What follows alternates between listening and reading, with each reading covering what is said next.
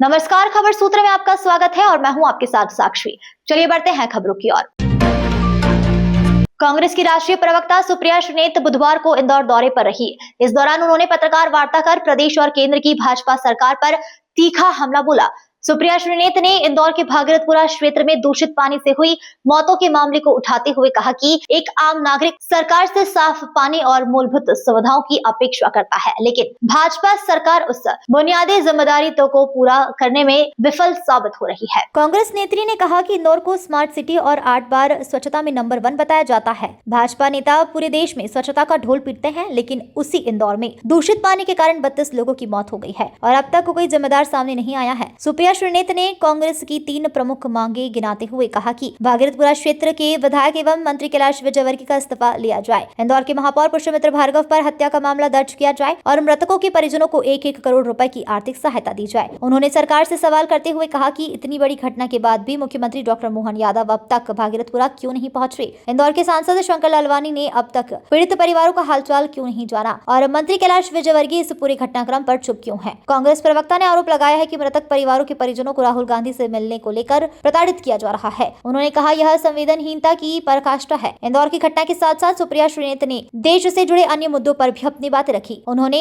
Trade से जुड़े विषय, संसद में राहुल गांधी के मुद्दे और लोकसभा अध्यक्ष ओम बिरला से संबंधित मामले पर भी सरकार की नीतियों पर सवाल खड़े कर दिए। कांग्रेस की राष्ट्रीय प्रवक्ता ने स्पष्ट कहा है कि भागीरथपुरा के मुद्दे को लेकर कांग्रेस इसे अभियान के रूप में चलाएगी और जब तक मांगे पूरी नहीं होती है तब तक पार्टी लगातार यह मुद्दा उठाती रहेगी। की भूमिका पर, लोकसभा अध्यक्ष की भूमिका पर कांग्रेस पार्टी सवाल उठाए, उससे पहले यह देश सवाल उठा रहा है। और देश इसलिए सवाल उठा रहा है क्योंकि जब राहुल गांधी जी 14 मिनट मणिपुर पर बोलते हैं तो 11 मिनट ओम बिरला दिखाए जाते हैं। मैं ओम बिरला को देखने के लिए स्पीच नहीं सुन रही हूं, बहुत सुंदर है, इतनी मैं नहीं देखना चाहती उनको। मैं राहुल गांधी जी की स्पीच देखना चाह रही थी। 14 मिनट बोल रहे थे, 11.5 मिनट ओम बिरला जी को दिखाया गया। विपक्ष के माइक बंद करने का काम स्पीकर करते हैं, रोकने टोकने का काम स्पीकर करते हैं। राष्ट्रीय सुरक्षा और कल जो इस लोकतंत्र में हुआ वो कलंकित करने वाली बात है। हिंदुस्तान की आजादी के बाद पहली बार आजाद भारत में नेता विपक्ष को राष्ट्रपति के अभिवादन पर बोलने नहीं दिया गया और जिस बेहयाई से, जिस बेशर्मी से राहुल जी को रोककर बाकियों को मौका दिया गया, और मैं शुक्रगुजार हूं विपक्ष की जिसने बोलने से मना कर दिया, वो दिखाता है कि बीजेपी के कहे पर स्पीकर क्या कर रहे हैं। A speaker should be bipartisan. आप बीजेपी के गुलाम मत बनिए। असलियत यह है कि चिट्ठी पर जो लिख के आ रहा था वो स्पीकर वहां पर कर रहे थे। और मैं आपके माध्यम से सवाल पूछना चाहती हूं, राहुल गांधी जी क्या चर्चा करना चाहते थे? राहुल गांधी जी राष्ट्रीय सुरक्षा पर बोलना चाहते थे। राष्ट्रपति is the chief of our armed forces. अगर सदन में राष्ट्रीय सुरक्षा पर चर्चा नहीं होगी तो कहां होगी? नरेंद्र मोदी अमेरिका के एक ऑथर की किताब को कोट कर सकते हैं, लेकिन भाजपाई कितने देशद्रोही हैं कि इस देश के डेकोरेटेड आर्मी ऑफिसर, पूर्व सेना प्रमुख, चीफ ऑफ आर्मी स्टाफ की बात को सदन में कहने पर उनको आपत्ति है। जनरल नरवाने ने ऐसा क्या कह दिया है जिसके सच से वो लोग थर-थर कांप रहे हैं? उन्होंने ये बताया है कि जब चीनी सेना सामने खड़ी थी और हमारी आर्मी ने पॉलिटिकल नेतृत्व से पूछा कि आपका क्या डायरेक्शन है, तो मोदी जी ने कहा जो उचित समझो वो करो। मोदी जी ने कोई डायरेक्शन नहीं दिया, वो डर गए और वो दुबक कर बोलकर चुपचाप मुंह छिपाकर सो गए। जो उचित समझो वो करो, आर्मी को उसके हाल पर छोड़ दिया गया। यह असलियत है और यह सच देश के सामने ना आ जाए, इसलिए नरेंद्र मोदी और उनकी पूरी सरकार राहुल गांधी जी को बोलने नहीं दे रहे। के बीच में जो महीनों से अटकी हुई थी, महीनों से अटकी हुई ट्रेड डील एक 30 मिनट के फोन कॉल से हो जाती है। उस ट्रेड डील का अनाउंसमेंट हमारे प्रधानमंत्री नहीं करते, उस ट्रेड डील का अनाउंसमेंट डोनाल्ड ट्रंप करते हैं। हमारे प्रधानमंत्री थैंक यू की ट्वीट करते हैं। डोनाल्ड ट्रंप अपने ट्वीट में ये कहते हैं कि हिंदुस्तान पे 18% टैरिफ लगेगा, लेकिन वो और चिंताजनक बातें कहते हैं। वो कहते हैं कि हिंदुस्तान अमेरिका की चीजों पर 0% टैरिफ लगाएगा। हिंदुस्तान अमेरिका से $500 बिलियन की एनर्जी, कोयला, खेती की चीजें, खेती के उत्पादन और बाकी चीजें खरीदेगा।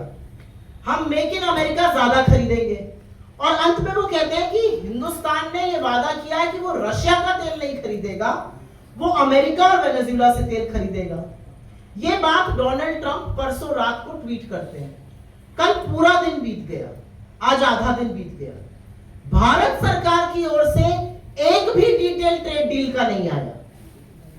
कल 22 मिनट की प्रेस कॉन्फ्रेंस करने पीयूष गोयल सामने आते हैं, जो दुर्भाग्य से इस देश के कॉमर्स और इंडस्ट्री मंत्री हैं, और वो अपने वक्तव्य में 15 बार माननीय मोदी जी का नाम लेते हैं, 14 बार ट्रेड डील का नाम लेते हैं और 13 बार राहुल गांधी का नाम लेते हैं। उनका वक्तव्य राहुल गांधी को अपशब्द कहने के लिए था, ट्रेड डील पर उन्होंने एक बात नहीं कही। और उनकी मौन स्वीकृति कहीं पर यह बताती है कि डोनाल्ड ट्रंप ने जो कहा वही असलियत है। डोनाल्ड ट्रंप के कहने के बाद वहां की एग्रीकल्चर सचिव, जो वहां की कृषि की मंत्री है ब्रुक रॉलिंस, उन्होंने आके कहा कमाल हो गया, वो बल्ले बल्ले कर रही हैं, हमारे खेतिहर किसान बहुत खुश हैं, हिंदुस्तान का मार्केट खुल गया। उसके बाद वहां के यूएस ट्रेड रिप्रेजेंटेटिव ने, ग्रीयर ने कहा, सारी वही बातें दोहराई कि हिंदुस्तान एग्रीकल्चर प्रोडक्ट खरीदेगा, 18% टैरिफ हम लगाएंगे, 0% वो लगाएंगे, रशिया का तेल वो नहीं खरीदेंगे। फिर व्हाइट हाउस की जो प्रेस सेक्रेटरी हैं कैरोलिन लेविट, उन्होंने भी वही सारी बातें दोहराई। वहां का हर आदमी डिटेल दे रहा है और हमारे मंत्री जी कह रहे हैं अभी डिटेल आए नहीं है, अभी ट्रेड डील हो रही है, और 10 बातें राहुल गांधी को। इसको भूलेगा नहीं। दूषित पानी पीने से जो मौतें हुई हैं वो प्रायोजित हत्या है जो सरकार और सिस्टम ने की है, और इसका जवाब तो इस सरकार को देना पड़ेगा। मैं पुनः अपनी 3 मांगे यहां से दोहराना चाहती हूं। कैलाश विजयवर्गीय जी जैसे लोगों को सार्वजनिक जीवन तो दूर की बात है, मंत्री रहने का कोई अधिकार नहीं, उनको तुरंत बर्खास्त किया जाना चाहिए। यहाँ के महापौर पे हत्या का मुकदमा चलना चाहिए और पीड़ित परिवारों को 1 करोड़ रुपए का मुआवजा दिया जाना चाहिए, क्योंकि बहुत सारे ऐसे परिवार हैं जिनकी जिंदगियां उजड़ जा चुकी हैं। अभी भी लोग अस्पताल में एडमिट हैं, अभी भी महंगा खर्चा चल रहा है उनका। सरकार ने 2-2 लाख रुपए बांट दिए। गरीब की जान की कीमत 2 लाख रुपए, कितने दिन चलते हैं 2 लाख रुपए। राहुल गांधी जी यहां आए थे, पीड़ितों से मिले थे, पीड़ितों का दुख और दर्द समझा था, और जो हम कर सकते थे, हमने थोड़ी आर्थिक सहायता की भी पहल की, लेकिन काम सरकार को करना पड़ेगा। और सरकार के प्रति जो आक्रोश है, सरकार की जो उदासीनता है, वो समझ पाना बड़ा मुश्किल है। क्या सत्ता का नशा इस कदर सिर पे चढ़ जाता है कि आपको लोगों का दुख नहीं समझ में आता? मैं अचंभित हूं कि यहाँ के मुख्यमंत्री और यहाँ के सांसद अभी तक एक बार उस जगह नहीं गए जहां पर इतना बड़ा कांड हो गया। आज जब हम जन जागरण या यात्रा का कर रहे थे, हम एक ऐसी बस्ती में गए जहां पर लोगों ने बताया कि घुटने तक पानी है और वहां पर नल, जो जल की व्यवस्था है वो नहीं है। और अंत में इस बात से कहकर करती हूं कि जल ही जीवन है कहा जाता है। और आपको असलियत एक बताती हूं, इस बार का बजट पढ़ रही थी तो कुछ डेटा पढ़ा। जल जीवन मिशन और ड्रिंकिंग वाटर मिशन का जो बजट था 67,000 करोड़ का, उसका मात्र 17,000 करोड़ खर्चा हुआ, 50,000 करोड़ बचा लिए गए। अगर उसमें से कुछ पैसा खर्चा हो जाता, ये कटौती ना होती, तो शायद। भागीरथपुरा की घटना पर कर्नाटक के सांसद सैयद हुसैन, इमरान प्रतापगढ़ी और प्रमोद तिवारी, इन 3 लोगों ने मुखर होकर राज्यसभा में मुद्दा उठाया। मध्य प्रदेश से दिग्विजय सिंह और विवेक तनखा जी, ये भी 2 सांसद हैं राज्यसभा। दिग्विजय सिंह जी तो राहुल जी के साथ में आए थे, तो क्या इन 2 सांसदों का दायित्व तो नहीं बनता था कि मध्य प्रदेश की इस घटना पर कुछ बोलते? एक तो ये। दूसरा सवाल, आप चाहे जवाब देना दें, लोकसभा में लोकसभा अध्यक्ष की भूमिका को लेकर आप क्या कहना चाहते हैं? जी, मैं इसका भी और ट्रेड डील का भी अगले राउंड में जवाब दे दूंगी। मैं पहले आपके इस सवाल का जवाब दे देती हूँ। देखिए, नुक्ताचीनी करने पर आ जाएंगे तो किसने सवाल पूछा, किसने नहीं पूछा, बहुत सारे सवाल होंगे। ये जिन 3 लोगों ने पूछा वो कांग्रेस के सांसद हैं, चाहे वो नासिर हुसैन जी हो, चाहे वो इमरान प्रतापगढ़ी जी हो, चाहे वो प्रमोद तिवारी जी हो। और सवाल पूछने का एक तरीका होता है, सब लोग अपने सवाल देते हैं, उसमें से कुछ सेलेक्ट होते हैं पूल से। मुझे नहीं पता कि बाकी लोगों ने दिए थे या नहीं दिए थे, बिल्कुल दिए होंगे। सवाल पूछना, संसद में इस मुद्दे को उठाना हमारी जिम्मेदारी थी, और मुझे फक्र है इस बात का कि हमने वो मुद्दा उठाया। लोकसभा चलेगी तो हम लोकसभा में भी ये मुद्दा उठाएंगे, लेकिन लोकसभा चले तो वहां पर बीजेपी की क्षुद्र गंदी राजनीति तो खत्म हो।